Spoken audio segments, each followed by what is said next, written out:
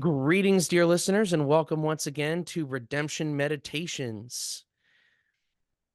Steve, That would be a Dana. great spot. Hold on. That would be a great spot for like one of those pow pow sound effects. Like the old Batman. Yes. If only James Smith were here. Nice. Could have filled that in. Yeah. Bow. Post-production edits are That's right. required. Get that to our tech guy. Yeah. Yeah. Get the tech guy on that. Yeah. So well, first of all, how are you gentlemen this evening? I'm doing great. Okay. Yeah, I'm well. So glad to hear. Toast to your health. For anybody who saw, and as long as I don't get any fight, the title of this episode should be Saint Nick, a pugilist. And this was a topic that came from my teaming brain, and everybody was gracious enough to go with it. So as we record now, 'tis the season for many things. It's Christmas time. We're approaching Christmas, and if you spend any amount of time on Reformed groups on Facebook or elsewhere, or any Christian meme page, you're going to be deluged with certain memes of Saint Nick, Santa Claus himself, punching the heretic Arius. I've already seen plenty of those this season. I'm sure there's more to come. And I think it would be interesting to talk about this story because I dig church history. That's another thing we all have in common. And I think it could be worthwhile to kind of pick apart this story and discuss it a little bit and what its relevance might be to us today, so far removed from these times. Without any objection, I will proceed. Yeah, there's no objection. So noted. Proceed. All right. Would anyone like to give a little thumbnail of this story that we're talking about, the lead up to the punch heard around the world? I'll give a very quick gist of this, and then I'll let you guys expound on my little bit here. So many years ago, the year 325, I believe. You guys can correct me if I'm wrong on that. There was this guy named Arius, and at the time there was a lot of discussion. Yeah, he's the bad guy in our story. He's the heel in this boys and girls this wrestling story. Yeah, he's the bad guy. So the gist of it is, this is a time when there's a lot of there's some confusion and controversy about the nature of Christ, and we might even say what he is, and especially in relation to the Father. So there's this argument that this man Arius made, and the gist of it, this is a major oversimplification. You guys can expound on this as you see fit, but the gist of it is that essentially Christ was created. There was some time when he was not, and then he was created and was. And that is directly linked to, and because of that, he's really not made of, I'm going to use this terminology to help us understand. So if we think of God as being made of stuff, whatever that is, Arius's argument was that Jesus is not made of the same stuff that the Father is. Now, God's spirit and doesn't have a body, so that analogy fails pretty quickly. But the important distinction here is that Arius is saying whatever the Father is, Jesus is something else, right? He's a creation. He may be the highest creation, but he's a creation. He's not the Father in the same sense. So that went over about as well as you might think with many of our heroes in the 4th century. And our one hero in particular is this man, Saint Nicholas. Whoa. Exactly.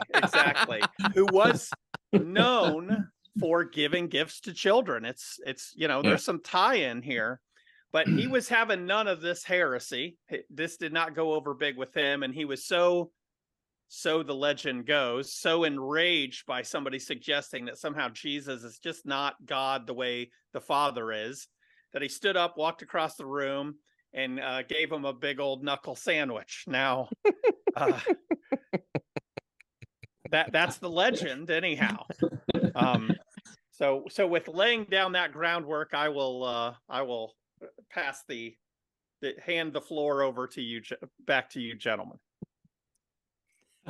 So there's a when it comes to Nicholas, so it's Nicholas of Myra, right? It's the Bishop of Myra, which is on the coast of Turkey, and gobble, gobble. modern day Turkey. And there's a lot, obviously, there's a lot of legend attached to him. He's probably the most in our day, the most, at least one of the top 10, maybe top 5, top 3 saints, early church fathers in that era that people have heard of, even though they have no idea who he is. So there's a lot of legend attached to it. The whole Santa Claus mythology really finds its roots back in him, and so obviously, so Saint Nicholas, jolly old Saint Nick, right? The Sinterklaas, Claus, I think, is the second half of Nicholas, Nicholas. So the would that be the German finds its roots in Germany? Dutch. Dutch. Yeah. Okay. So it takes the saint and the clause, Nicholas, and kind of puts that together, and it becomes Sinterklaas, right? And so all of these, Kris Kringle is tied into that somehow. I can't even remember how it all ties together, but it really all finds its roots. It's a mythology that's developed over time in different cultures that finds its roots. Even the red and white suit is based on the bishop's garb from the day, which was a red and white robe with a hat that was also red and white. Yeah. So all of that kind of mythology that we have today of Santa Claus finds its roots in this story. And Steve even mentioned that he did give gifts to children, and there's some unknowns there. It's a significant amount of unknowns. It is probable that he inherited some money. It's possible his parents were wealthy, and he inherited an estate, and as a minister of the gospel, he used that money to support orphans, and there's some legends attached to that as well. But that's kind of where the myth of Santa develops from. And it's really a fascinating story, because when you think about the Council of Nicea, trying to determine, they needed to come up with a statement. So they did the Nicene Creed, right? They needed to come up with a statement that addressed who Jesus was. So that's why we know of him in this story of tossing his holy hand grenades at Arius. That's why we know of him, because he supposedly was so adamant that for the holiness of Christ, that when he heard Arius talk, he couldn't take it, and he slapped him or hit him or whatever. I never heard that story until maybe 5 or 6 years ago. Had you guys heard that had you heard of that a long time ago? Yes, but I'm also weird. So I had a period where I was especially intrigued with like the Eastern Orthodox like communions, and a lot of our history about Saint Nicholas comes out of the East, because that was where he was. He was in Turkey. Yeah. And so there's lots of stories about Saint Nicholas in various histories, and here's part of the problem: histories and hagiographies of the East. So the East is especially prone to something called hagiography, which is taking a story about a person who existed, but maybe embellishing them to the point that they become not exactly historically true, but but are miraculous nonetheless, miraculous sounding. So it's sort of like turning a real life saint into a superhero, kind of a thing. And so sometimes peeling away those layers of fantastical, non-historical aspects of these stories can be a little difficult.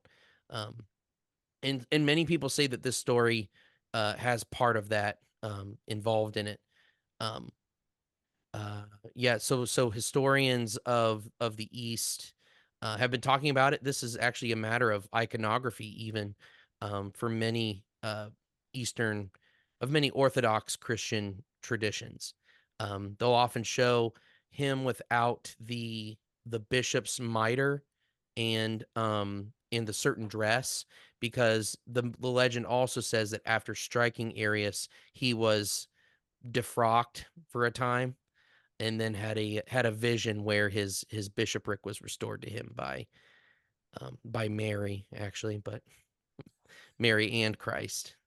That's not how this works. That's not how I any was of this with works. you till then. Oh, you had me That's hook, line, and sinker until.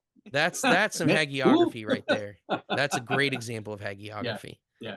So And the development, so that's an interesting point, because the development also of um saints in that both Eastern and Roman Catholic tradition of saints being special, as opposed to canonized and like the whatnot.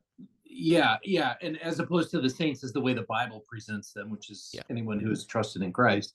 Um, that idea of the saints being lifted high, and then you have this development of the patron saint of certain groups of people, and because of that, probably the hagiography, because of the legend and the myth that was developing around this one guy, everybody wanted him to be their patron saint. And so if you look, I briefly looked at even his the Wikipedia page. There's a list of who he is the patron saint of. There's like 100 different groups of people. And it's everything from, like, I think sailors is one of them, right? Or Sailors is a major one. Yeah, and Tell me one of them is boxers, please. the patron saint of MMA. Yes. Yeah, that's actually important in the spreading of the mythology, because he was in a coastal, kind of a wealthy town that was a trade port, the Myra, where he served. And so after he's gone, the legend starts to grow, and sailors adopt him as their patron saint, spread the legend around the world as well. And so it becomes this whole thing. And so that's where you get like the Dutch and the Germans and eventually in the English, and Coca-Cola. You have these whole groups of people that pull Saint Nicholas into their Christmas tradition, and it becomes a whole thing. But there's actually, maybe this is a little bit left field, but there's actually some fascinating syncretism of other myths into that, like is it the night before Christmas? That story, he's an elf.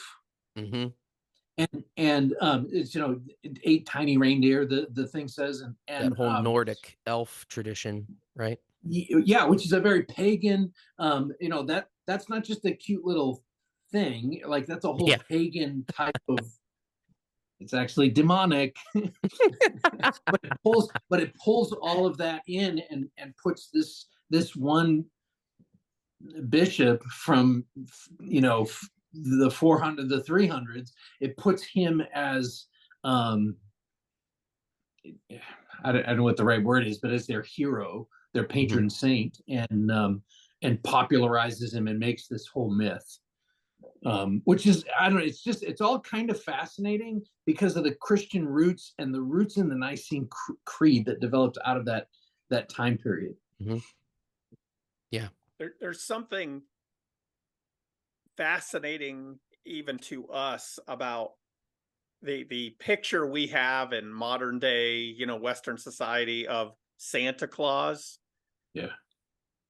Popping somebody in the chops who's blaspheming the deity of the God. I don't know why that is so just delicious to us. Probably it might not be something particularly good, but there is something that we're all like, oh man, that is such a good legend. I want it to be true, right? It's like if somebody was blaspheming Christ and grandma punched him in the face, right? There's some part of you that's like, that's right.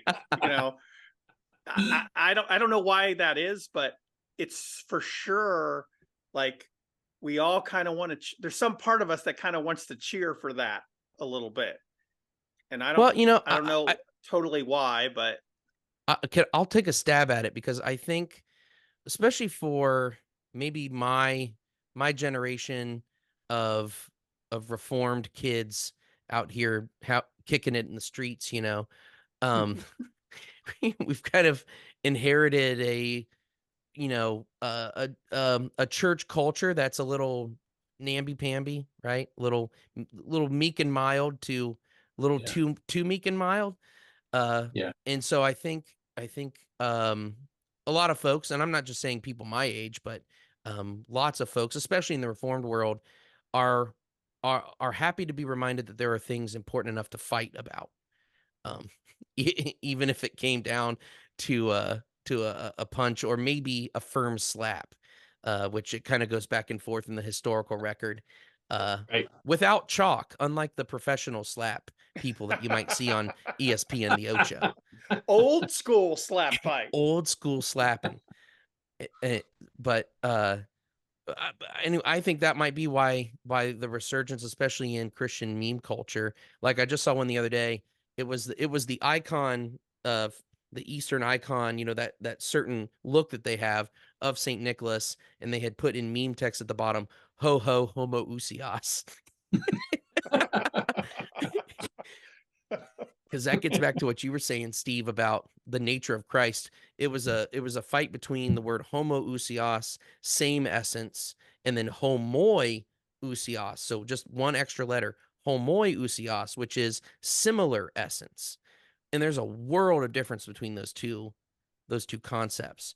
And so that whole debate over one letter in one word, right, comes down to this event of the slap heard around the world, or punch heard around the world, whatever you want to call it.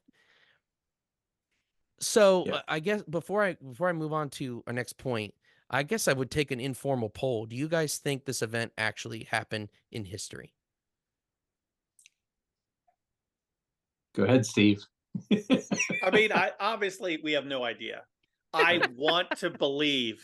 I want it to have happened, right? There it is, right over Dana's shoulder. I want to believe. I want to believe that it happened, just because, like I said, for some reason it just, and probably for the reasons you explained, Lee, the idea that we're not going to find a happy middle ground on the substance of who Christ is.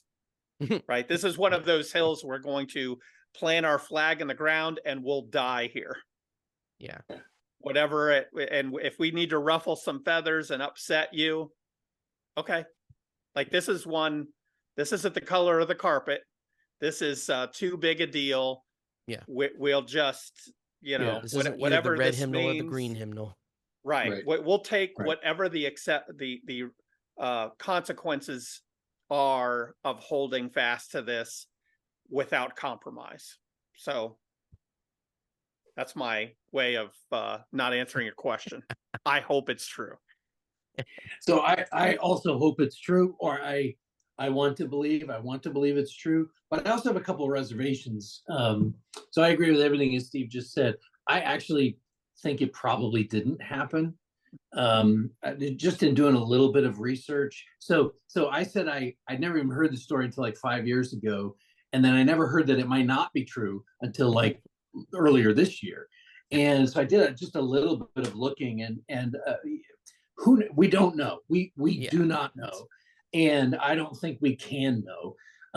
He apparently there are lists of the bishops who were there, and he's not on the list. Mhm. And so people are therefore saying, I've checked the list twice and he is not there. So I'm not sure. I'm not sure if he is or not, or was or not. And a part of me wants to believe, but also, if he was defrocked after, that's probably just because you labeled this episode, Saint Nick the Pugilist, right? If you read in so of the qualifications for an elder, which a bishop is an elder. In fact, we would say so. Overseer is the modern language for bishop, and we would say it's the same office. And First Timothy chapter 3 says that he is. So the ESV puts it like this: not a drunkard, not violent, but gentle, not quarrelsome, not a lover of money. So the word violent. In the King James, it actually says not a striker. So it says Ouch. not. So First Timothy 3:3 in the King James says, not given to wine, no striker, not greedy of filthy lucre, but patient, not a brawler, but covetous. So not a striker, not a brawler. We don't think he was a brawler. That's not what we're saying. Even if he did hit the guy or slap the guy or whatever, we're not saying he's out there like looking for a fight. That's what a brawler is. Got his brass knuckles out at the church council. Let's step outside. The NASB actually uses that word, a form of the like pugilist, so not addicted to wine, or pugnacious. Oh, and so that's what I NASB was for the looking win. for, my NASB. Yeah. So a pastor, an elder, a bishop, an overseer is not someone who is prone to fight. And I'm not saying one slap means that he is, prone to fight. And I still want to believe it, because there are times when we want people to say, this is so important, I will give up my office to defend this doctrine. And if a heretic came into our church and got up and was making that argument in a debate like that, I don't know that any of us would be justified slapping him. No. You know what I mean? We might shut his mic off, we might interrupt him and say, no more of this. But to slap him, I'm not sure. But I love the story, and I love especially the fact that he has turned into jolly old Saint Nick. I love that part of the story, but the real important part is, whether it's true or not, the idea behind it is that he will do anything to defend the faith. Right, to stand up for the doctrine of who Christ is. That he is very God of very God. So I am quite dubious of the story as well, but I do like it. Again, I like you guys, I would wish for it to be true. But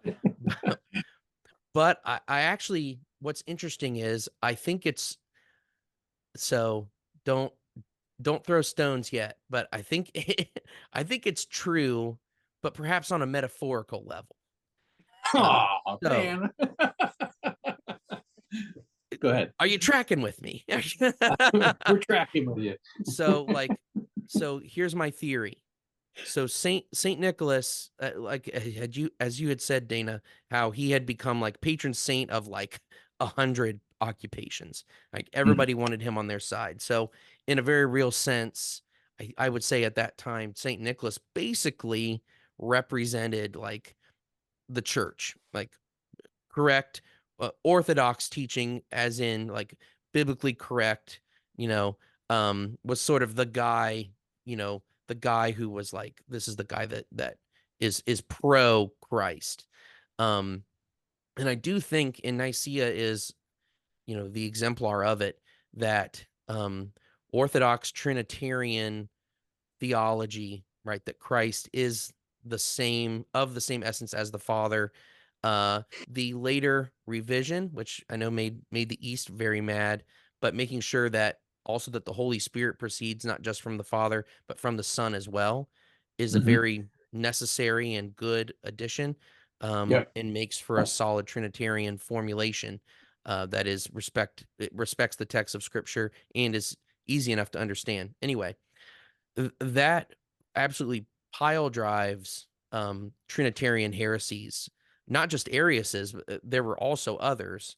But that formulation, that language that was given at Nicaea, essentially does kind of punch the lights out of heresy, you know. And so yeah, so maybe literal Saint Nicholas didn't punch literal Arius in the face, but I do think the Trinitarian truth that St. Nicholas stood for did very much punch the errant Trinitarian formula that Arius stood for. And even though that error still persists in a few different ways, even in our times, biblical Orthodox Trinitarianism wins the fist fight every time, I guess. And I do see benefit to the story on that level. And I think it's especially good to be reminded of this at this time of year, because if Jesus is not of the same essence as the Father, co-equal, co-eternal, with the same level of authority over all creation, the incarnation then means something completely different if he's not that. We get a false sense of what the incarnation actually is, um, if we don't know Christ in his eternality the way that he properly is, I guess. All right, Yeah. now throw your stones. Am I way off? No, I think I think you could be right on there. I think it speaks to, we like the story because one of the things it reminds us of is that if you're going to be a church leader, then you have certain responsibilities, and one of them is not to just sort of tolerate wolves in the sheep pen, right? We don't do that. It doesn't mean that you chase out the door any unbeliever. That's not what we're talking about. We're talking about someone who's going to come and spiritually prey upon the people we're charged to care for and shepherd. So if somebody walked into our church and was actively, aggressively discipling the people we're responsible for toward some direction, like maybe Jesus Christ isn't really God, we're not going to smack them in the face, but that's going to get addressed like right now. Mm-hmm. Yeah. Right. That we're not going to just, this is not about, well, let's have a debate. No, we're not going to have a debate about it. That person is going to be gone. Mm-hmm. Right. Like this is not where you're going to come and harvest people away from the one true God. Right. Right. You've come to the wrong shop for that. And so part of it is appealing because there's something comfort in knowing that your leaders are on duty. Mm-hmm. And they're going to protect you, and they take that seriously. We like that. That's a good thing. We should like that. Yep. Yeah, and it's not a it's not a minor doctrine either. Like these are not things that there are lots and lots of things that as in a church, right, that we can disagree on. This is not something that we can disagree on. The nature of the Trinity, the divine essence, right? It's not something that we can disagree on. And in fact, the Nicene Creed developed, it developed through those councils that we're talking about, Council of Nicea. The Nicene Creed is a confession of faith that is universal in the West, right? Like, if you're going to be a Christian, you have to hold to this. And except for that one little phrase, "and the Son," that Lee talked about, it's universal in the West and the East. Yeah. The East would hold to everything except for that one little phrase, which is not a minor point. It is a major point. That's a big issue. That was of division. A worthy divide. Right. But they also believe that Jesus is God. right? That part, very God of very God, that part of the creed, that's only the part that they would disagree on. So we're talking about all Christians, in order to be a Christian, have to hold on to this this statement, right? This creed. We believe this, and if you don't believe that, it makes you, by definition, the church has said historically, it makes you not a Christian. Yeah. If you don't, so Jehovah's Witnesses, Mormons who do not believe, those statements about Jesus Christ are not Christians. We can say that definitively because they don't believe those things. Yeah. Yeah. If we were going to implement some theological triage, this is a first order issue. This is not secondary. We can disagree, but or third order. This is right at the top. Yep. Yeah. Yep. And that's why creeds are important. Creeds are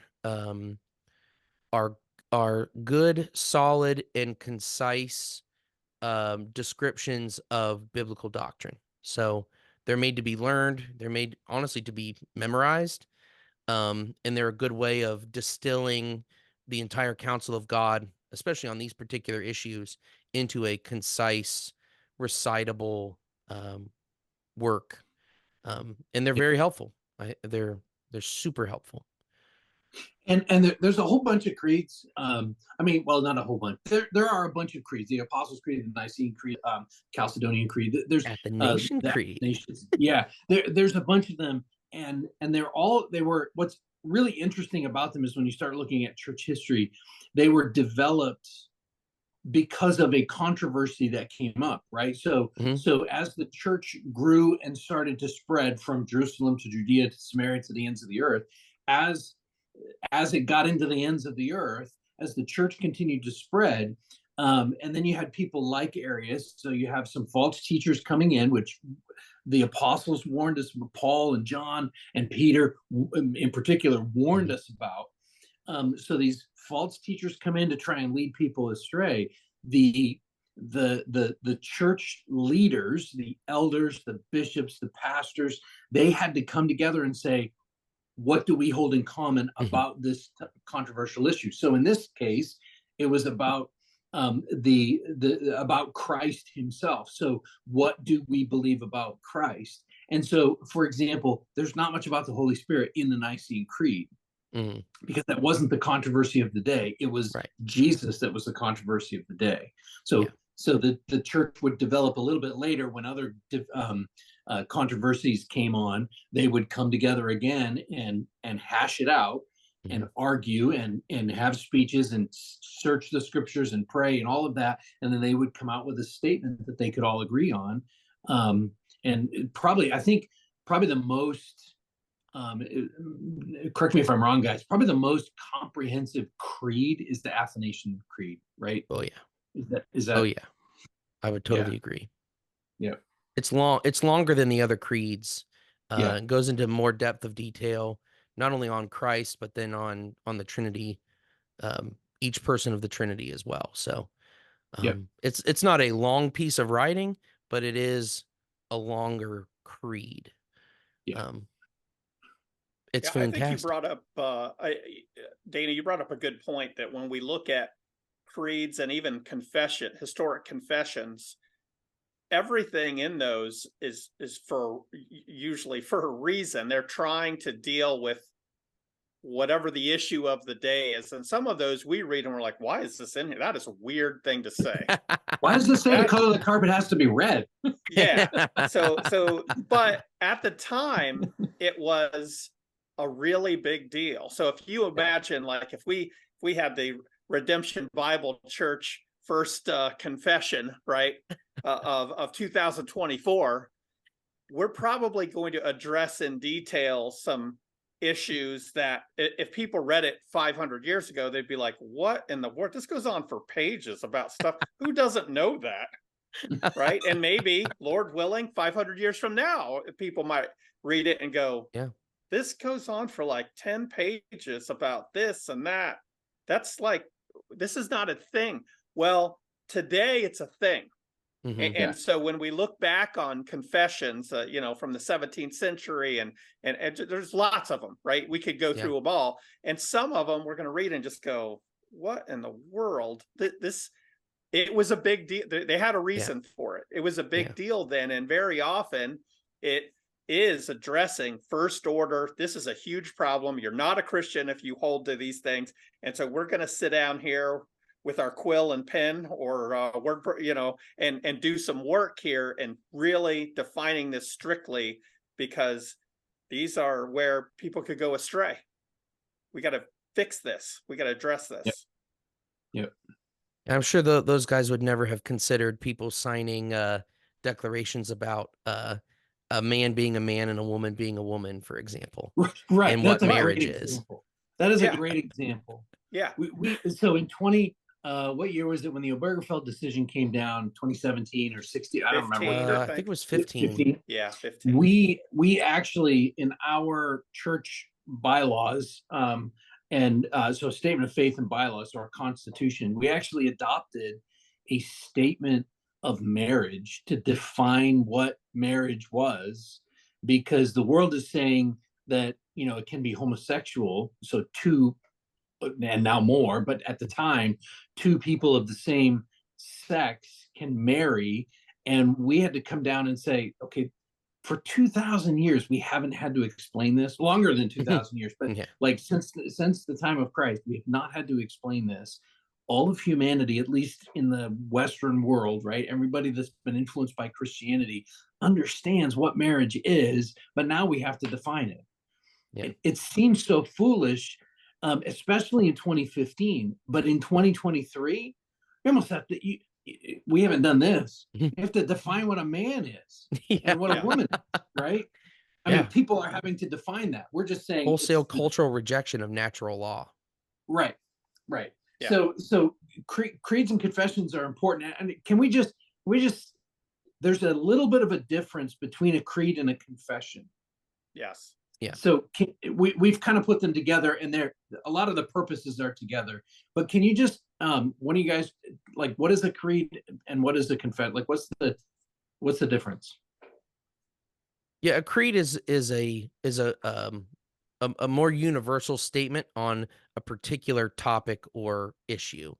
A confession is more something for a particular denomination, and it goes into a lot more detail on a lot more theological topics. So, like, for example, the 1689 Second London Baptist Confession of Faith. So this is a confession for Baptists, in a way that the Nicene Creed is a creed that should be confessed by every Christian. Not every Christian is going to sign on with the 1689 or the Westminster or Three Forms of Unity for the Dutch Reformed crowd, but they are necessary explanations of the particular doctrine of that denomination or group of Christians. So it's a little more specialized. It's less Catholic, we might say, less broad and Small c. universal. Yeah. That's My actually war not is still a curse on word. to take that That's word actually back. not a curse word, but go ahead. So yeah, that would be my explanation. Yeah. Yeah, I think it's important. So creeds in the context of the church, the church universal, creeds are generally universal, like they're generally true for all Christians, right? Yeah. Especially when we're talking about the historic, the Apostles' Creed, the Nicene Creed, the Athanasian Creed. Like when we're talking about specific creeds, there's a limited number, and they're basically true for all Christians. Mm-hmm. And whereas, like you said, a confession is usually for a denomination or a church. Here's what we believe. And so when the 1689 was published in 1689, it was written before that, but when it was published, it made legal in 1689. The Baptists of England were trying to say to especially to the rest of the Christians, and especially to the Presbyterians and the Congregationalists, they were trying to say, we are just like you. They were actually saying we're not Anabaptists. We're not the continental Anabaptists. We're actually just like you, except in these couple of areas. And so they were trying to say, here's how we are united. They were not trying to say, here's how we're different from you. Mhm. They were trying to say, and the Westminster, the Presbyterians and the Congregationalists accepted that, right? They by and large, they accepted that to say, we acknowledge that that this group is reformed in a similar sense, and that they're not the Anabaptist, which were very different Radicals. theologically. Yeah, radicals. Anyway. Very good. Yeah, I'm glad we things veered into this topic. This is super interesting to me. Yeah, it is. One of the things that both creeds and confessions are hopefully going to do is going to keep either a specific congregation or a denomination anchored to biblical truth. And it's probably being written because there's some concern that it won't, that it'll come unmoored and drift with the current of the times off to a place where it's just no longer orthodox. It's no longer biblical anymore. So, you're trying to resist the way the winds are blowing these days, whether that's in the 17th century or today. You're trying to say, hey, in this church, we believe that the scriptures say this, we hold to this. At this church, we're not going to abandon this because we believe this is a faithful understanding of what the Bible requires. This is what we do here, or believe, or teach. Yeah, so that's really good, because in the late teens, so 20, I don't remember what year it was, 17, 18, 19, and that before 19, probably 17 or 18. It's kind of after the Obergefell decision, and our society started to kind of go a little bit haywire.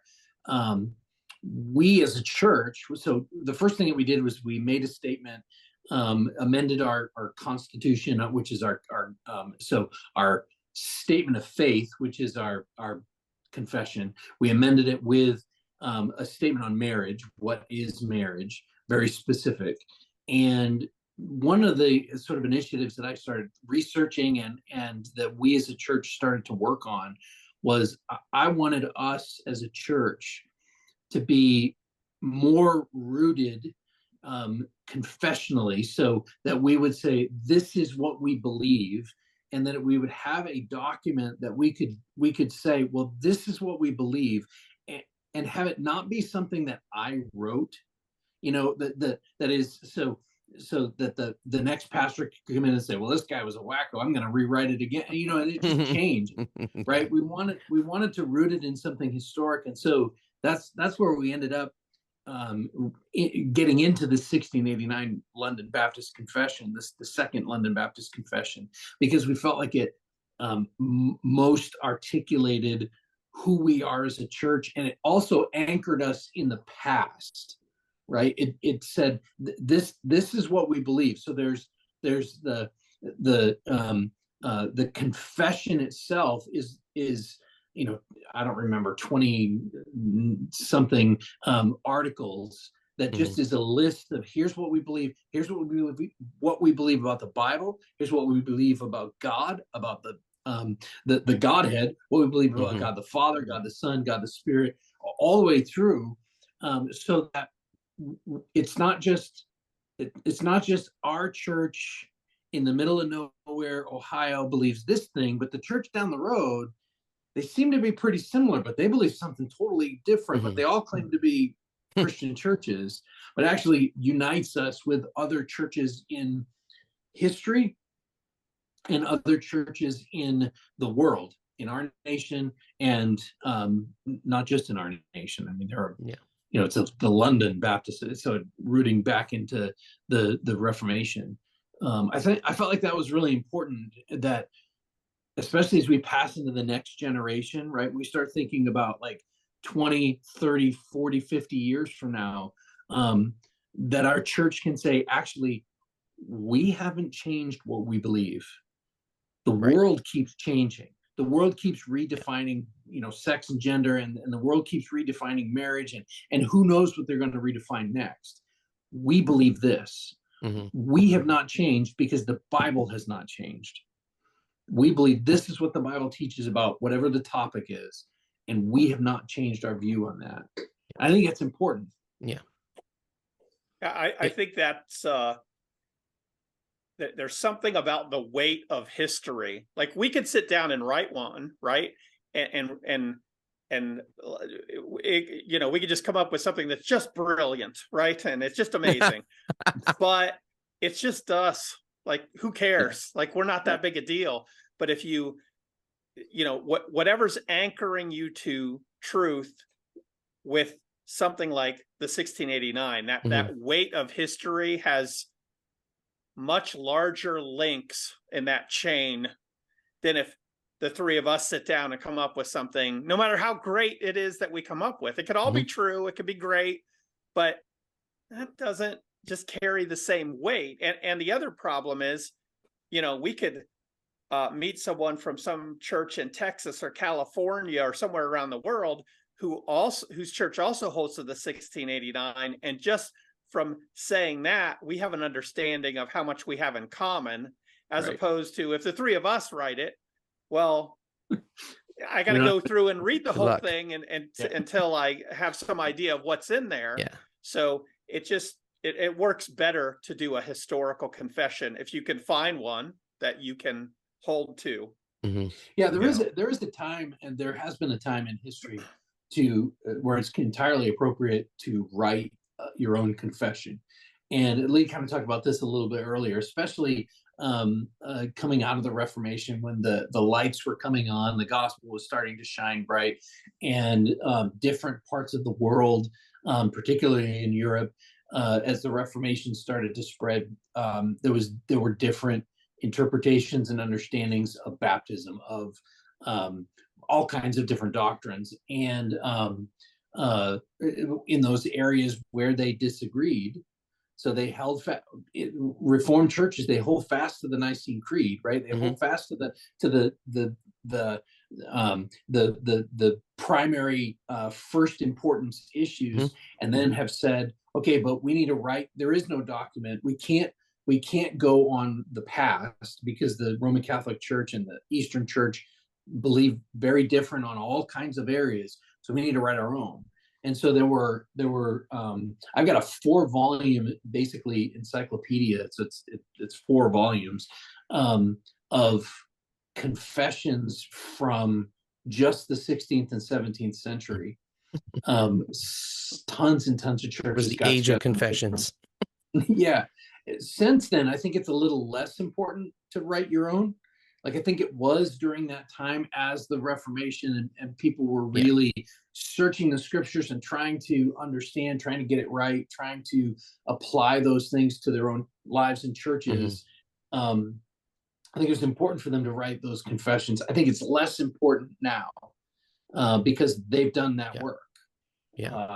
But yeah, which is why we've gone with the history.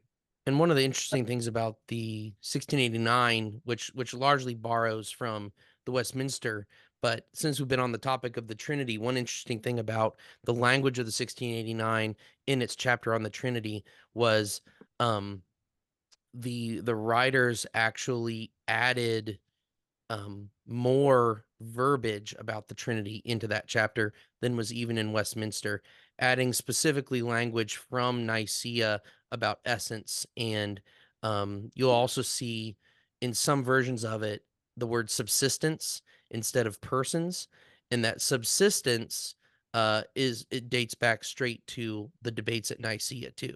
So they were intentionally saying we are in the Nicene strain of Christianity, because even at that point there was an Arian revival going on in Europe as well.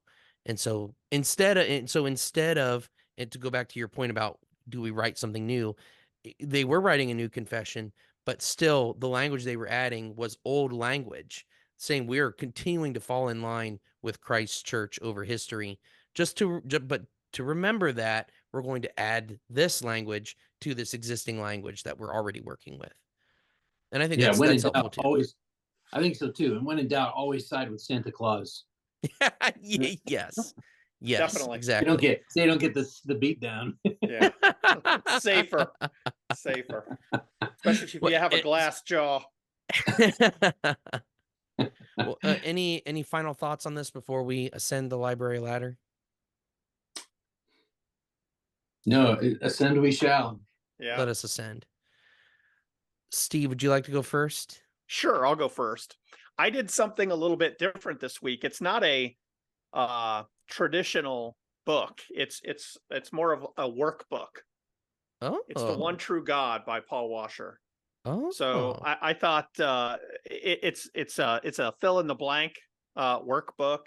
It's something. It's heavy on scripture. You're going to have to get. You're going to do a lot of Bible drill, but it's one that I think would be interesting to do just as a personal study, or you could even do it with the kids, or if you're a homeschooler, or assign it as almost like a Bible study. It's there's a lot in there. I think it's a couple hundred pages, and it's just a lot of like I said, a workbook kind of thing where you're going to have to go through it with your Bible and just do a lot of fill in the blank, and it's hopefully going to stir up in you just thinking about who God actually is. Right at the beginning, there's a whole thing on the Trinity, yes. and it's not something you're going to go through in a month. It's pretty substantial, but it's just something a little bit different than a just sit down and read it kind of book. And for some people, they might think, this is a good exercise to do with my family or by myself, just to do something a little different. So. Very good. Very good. Dana, what do you have? So I picked one that you could just sit down and read. One that'd be really easy. You could do it in one day, one sitting. Oh, there you go.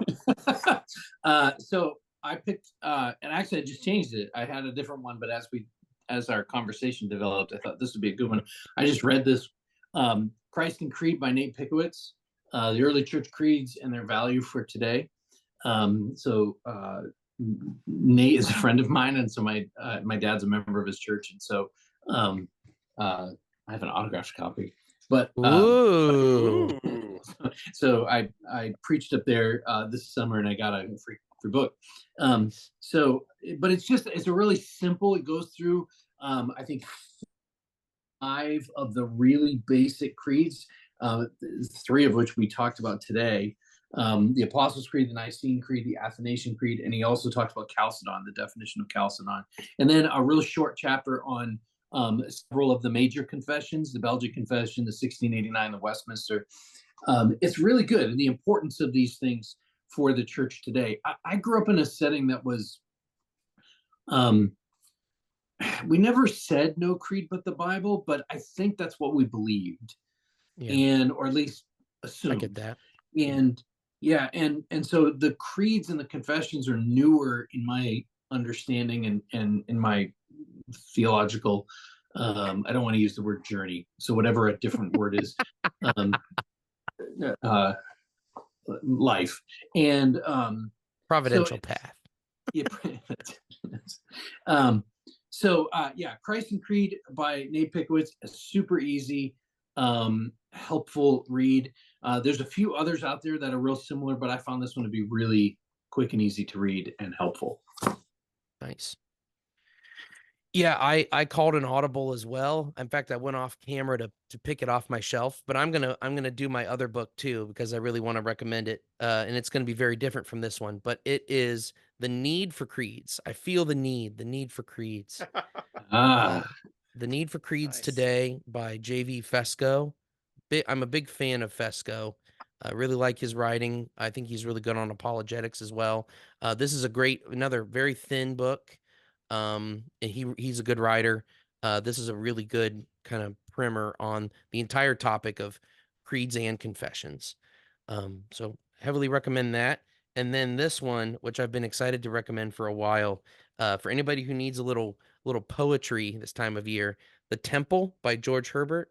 So this is the Canon Press version. You can get this anywhere. I can't remember if it's in the public domain or not. Back in the day of the metaphysical poets, so like John Donne, for example, these guys were doing big high concept type ideas for poetry. Still sticking with rhyme and meter, but not necessarily doing the same poetic genres of the past. This one is really cool. It's called The Temple because he actually his poems in it are named for parts of the temple in the Old Testament. So as you're walking through the book, you're walking through the temple, and so he has different poems about different aspects of the temple, and then drawing comparisons and stuff for the church today. It's a very interesting, it is metaphysical poetry, but it is not difficult. Really like this for a little change of pace. If you want some devotional poetry, a little Christian poetry from one of the masters of the craft, you could not get better than George Herbert in The Temple. So. And fun fact, every poem is singable to the tune of "We Built This City" by Starship. I don't know if you knew that about George Actually, Herbert. that is true. You're right. Yeah. And now that's in your head. You're welcome. Yeah, Yep. of course. Any final thoughts for the good of the order? No. All right. Well, Bless the Lord us out bless there, you. Lee. Yeah, right on. The Lord bless you and keep you. The Lord make his face to shine upon you and be gracious to you. The Lord lift up his countenance upon you and give you peace. Amen. Amen.